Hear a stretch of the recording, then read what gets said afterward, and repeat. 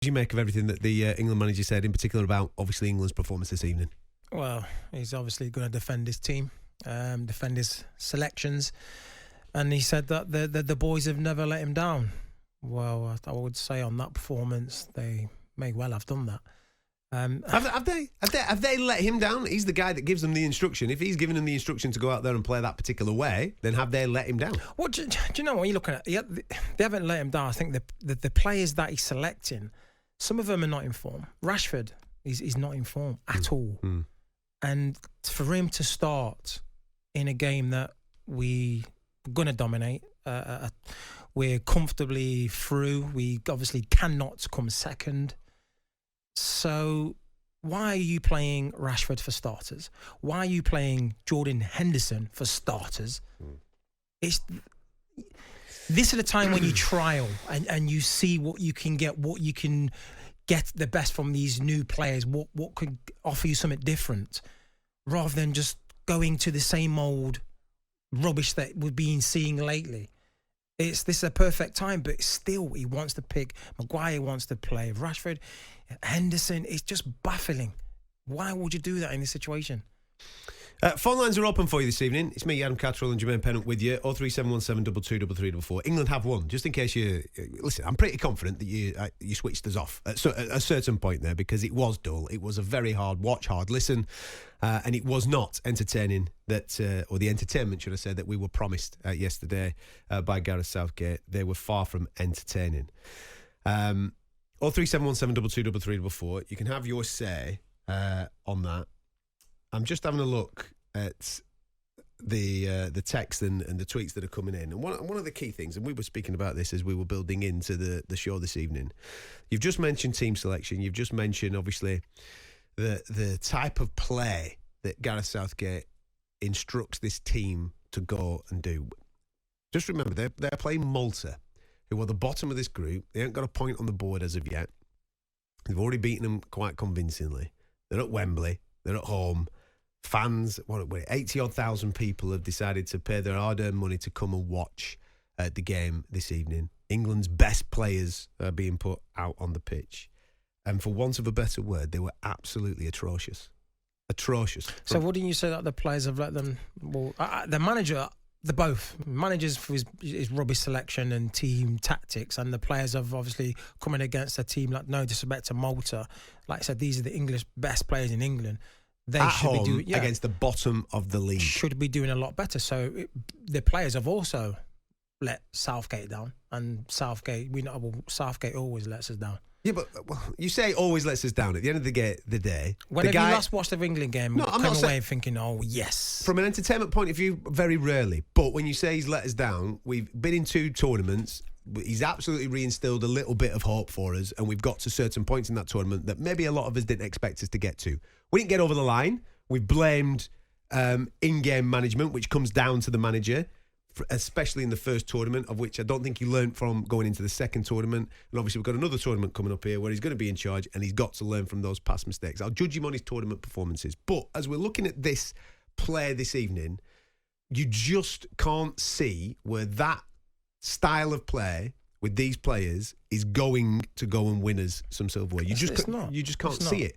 And when you've mentioned there people that you're selecting, playing people out of position. Tomori's the prime example this evening, right? I am all for, especially in games like this. You're playing against Malta, bottom of the league. They've got 0 points. You've beaten them once already quite comfortably. You don't have what you would class as a proper left-back to go and pick for this side, okay? So you're trying to think, right, what's the best solution? Now, we know that Kieran Trippier has done that before. He can do the job. He played there in the second half today. Now, that question has already been answered. If we're desperate, we can play Kieran Trippier at left back, all right? Let's give that a tick. Is there anybody else that can do that? Okay, Tomori has never played there in his professional career, right? Young fella, doing his thing, doing really, really well. He's earned himself an England call-up. So you're being unfair in a way of saying, listen, man, we're going to put you in at left back here. Can you go and do me a job? Now, Tomori, sound, yeah, mate, I'm playing for England. Absolutely, I'm going to 100% go and give this my best. Put me anyway. Out of position. Remember this. He's never played there as a professional. You're asking him to play international football, albeit against Malta. it doesn't go well for 45 minutes, okay? Lad gets booked, it doesn't go well for 45 minutes. You hook him after 45 minutes. Is that it for the experiment? The experiment is 45 minutes. You've scapegoated him in a way, say, right, we've put him there, don't work, off you come. Why not then maybe take off a more experienced guy that you know all the questions for, try something else in that position, and then maybe put Tomori back in the position that he's actually supposed to be playing to, one, give him some confidence, and two, go and show me what you can do in your proper position. But this just says it all. You've just said it, in a nutshell. He's experimented with Tomori. He was a defender. That's his mindset. He wants to experiment with a defender. Why not experiment with starting Cole Palmer? And it was night and day from when he came on. He came on in 61 minutes. He did more in the 30 minutes that he's on than Rashford did. It just goes to show that players who are not in form are not automatically going to light up when they play for the national team. Rashford, that's the kind of performance we've been seeing in the Premier League when Rashford plays. Yeah, that's fair. So you're going to start him. He's not going to automatically be a superstar again just because he's put on an England jersey. So you start Cole Palmer. He came on. He's in great form for Chelsea, been playing fantastic. So is Sterling, playing fantastic. Bowen's playing great for West Ham. There's loads out there that he could have experimented with going forward, more attacking. But instead he puts Jordan Henderson there. That's not an experiment. We know what he gives you. Just passing the ball sideways. He's not going to give you no creativity. Yes, we're missing players like Jude, but this is a perfect time to experiment with players that are in form in the Premier League, playing week in, week out for their club. 03717 223344. Marco, welcome, mate. How are you? I'm good, lads. How you doing? You okay? Yeah, good. Listen, did you make it to 96 minutes? How far did you get in, mate? I made it to that lovely first half-time whistle. Oh, fantastic, yeah. What did you do for the second half, pal? Longer than most. Went down to the local Chinese and got myself some salt and pepper chicken. Mega, man, mega. I think you made a great choice there, Marco. Go on then, what do you want to talk about? Well, I mean, I feel like I've had the life sucked out of me really watching it. I know you said he's reinstilled hope. He did. He did. At one point, he definitely did. I understand why you would say that, right? But at the end of the day, if he had the players that Roy Hodgson had in 2014, right, when we went out of the World Cup, we lost to Uruguay, we lost to Italy, he would have finished third in that group. Gareth Southgate's not getting out of that group. Now, you talk about rebuilding England. He's so lucky to have stumbled upon one of the best generations of players we're ever going to produce. Yeah. And he is an ordinary manager managing an extraordinary group of players. That's a great phrase. Now, it's almost like people saying, oh, he's done such a good job and we're doing so well, we're getting to semi-finals. I mean, he's just doing the job. Like I say, he's doing an ordinary job. And ultimately, I know he said, oh, these players have never let him down. Well, we played Hungary at home a few years ago. He played Kyle Walker, John Stones, Reece James, Bellingham, Saka and Kane, all from the start. We lost the game 4-0. At 3-0, when John Stones got a red card, he took Saka off and he brought Maguire on. Now, why is this country so scared of winning something? Because if Spain had this group of players, if Germany did, if Italy did, if France did, they would have sacked him. Because what's going to happen in the Euros after we waste yet another tournament is we're going to go afterwards, and I can see his press conference after the game now. We lose in the semi-finals probably. Maguire gets a pat on the back. Calvin Phillips gets a pat on the back. Jordan Henderson gets a pat on the back. And we're all so nice and lovely, and hasn't Gareth done a pretty decent job? But what we're not seeing is if we don't act on this, we are wasting another tournament with fantastic players with a guy who's ultimately never, ever going to win anything with us. I think you're speaking for a lot of people there, to be fair, Marco. Who we got here? Benny, how are you? How are you, boys? Pens, how are you, mate? Ben London, all right? Go on, mate. Oh, where do I start? Regular with Cundy and Nara. I am absolutely frustrated now. Stuart Pearce was spot on tonight with what he said on the radio, and so are you lot. Listen, tonight's squad, he could have started again. Henderson and Maguire, the usual slow tempo. We should have battered them tonight, full stop. But we started slow, and there was no intent. The fact that he left, he didn't even bring on Jack Grealish. You saw when Declan Rice came on, Kyle Walker, Cole Palmer, and Saka, we tore them apart.